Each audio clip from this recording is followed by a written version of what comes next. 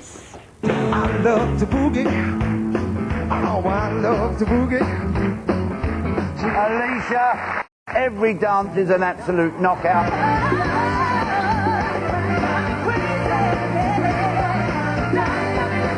If this cha-cha-cha was in a West End show, it'll run forever.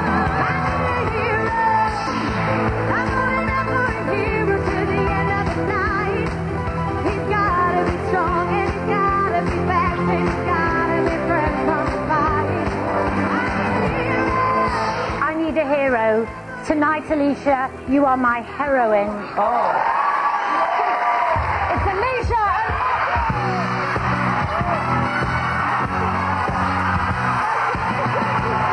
I wonder where she's going. I bet she's leaving. She's getting up to go. She's fantastic, isn't she? Hilarious. But well done, you. Richly deserved. And how are your feet now? They're fine, actually. Are they? Yeah, because they were quite sore, weren't they? The next day I couldn't walk, like literally couldn't walk. And I don't know what, it was so strange, as soon as the show finished, my body just fell apart.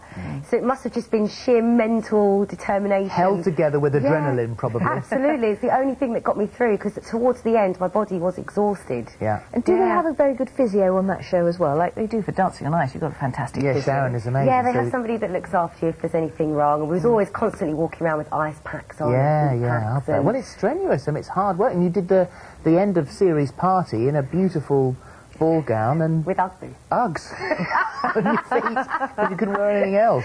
I couldn't. I was limping. I mean, it was just so dramatic. But you know, my body had been through the mill. And actually, the week of the final, I did something to my back, and I had to go to the physio. It went into a spasm, and I couldn't actually walk. And this was on the Thursday, and I hadn't even learnt the final show dance. So it all. God knows how it come together. When I watch it back, I'm like, how did we manage to do it? But you just get on with it, don't you? But then, having done a show like that, which people assume, you can tell me if this is right or wrong, assume people use as a vehicle for other things, as a showcase for yourself. I don't know if that's true for you. It wasn't, actually. I mean, the thing with, before I got into Strictly, I really made a lot of phone calls around friends and people I knew in the music industry, and I was like, do you think this would jeopardise anything that I want to do after? Because I just wanted to do it because I genuinely wanted to learn how to dance.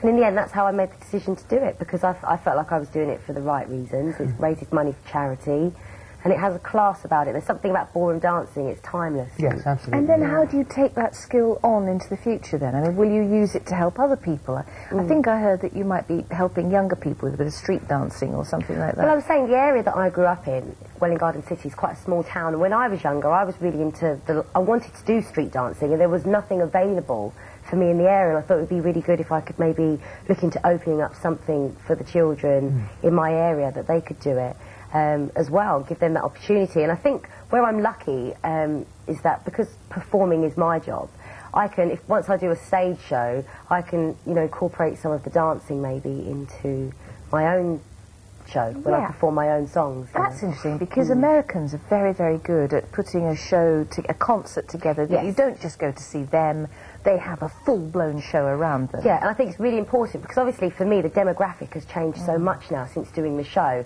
and it's about maybe trying to create a show that appeals to the younger audience and the older audience as well, so they can all get enjoyment from it.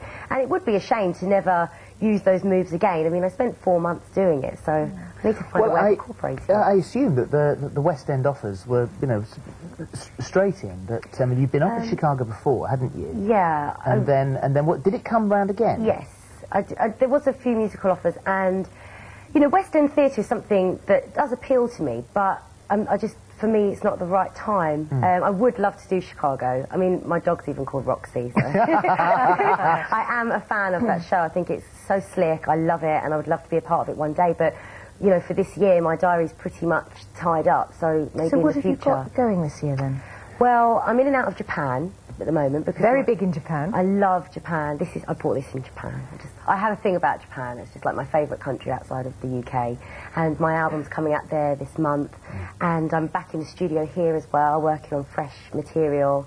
And that's pretty much what I'm dedicating my life to now. Are you working with the same people that Girls Aloud collaborate with? Yes, Xenomania, Brian Higgins. Yeah. I mean, I was working with him before Strictly Come Dancing, and we've just kind of picked up where we left off, really. So this is new material for a new album you're hoping will come in the summer? Yes. And then would there be a tour to put together not just the new album, but the dancing and the show at the same time? Yes, I'm definitely looking into how I can now you know, create a show that involves the album and also elements that maybe I've learned on the show, and sort of incorporate it into, you know, family entertainment and cutting-edge pop music. Because there's also talk of a documentary as well, isn't there? Yes, I'm doing... Is it a series of documentaries? Well, we're doing one to start with, and we're going to see how it goes. I mean, I'm really, really excited because, I mean, I've got an investigative mind and I'm interested in lots of different things, and we're doing a documentary about beauty. And it's, you know, it's more of a topical debate, asking lots of different people, whether it's male, female, young and old, how they perceive beauty. I mean, beauty is in the eye of the beholder, and there is so much pressure, I think, on women to look a certain way, as we know, because of the media. And, you know, I'm in that position myself. I'm somebody that uses the media. I'm somebody that's there.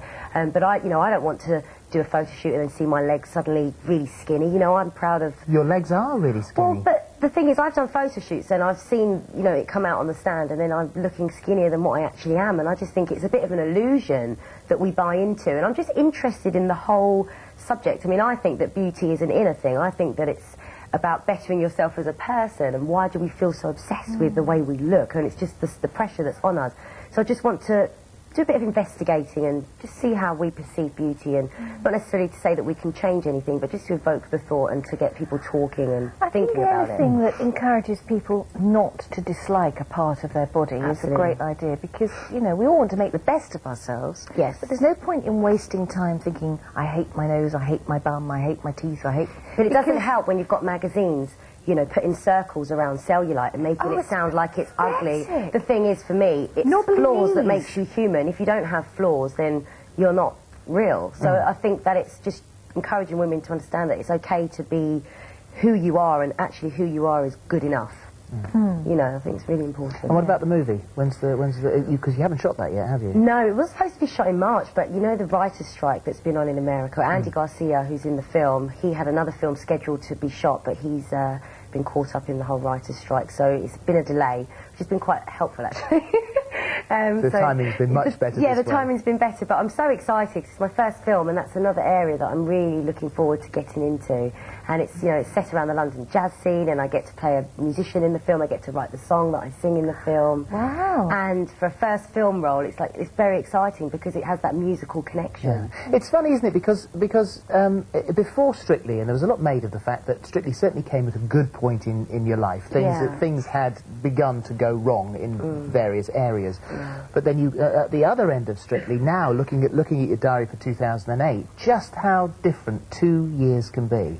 I know, but you know the funniest thing, that the two projects that I'm working on, which is the film and the album, it was kind of already in place before I did the show, and I've just sort of gone back to them really. What the show's done is like re-energised everything, and it really lifted my spirits and made me feel alive, and just made me really positive. Like I feel really confident and positive about the future, and just really excited and enjoying each day. And I appreciate my job so much. You know, I wake up every morning and I genuinely look forward to going to work, and I feel very lucky that my job is to be in, you know, in a creative industry. Very good. How are your nans, by the way? My nans are great. my nanny Maureen just got back from a Caribbean cruise, and she's very excited because she got recognised on the ship.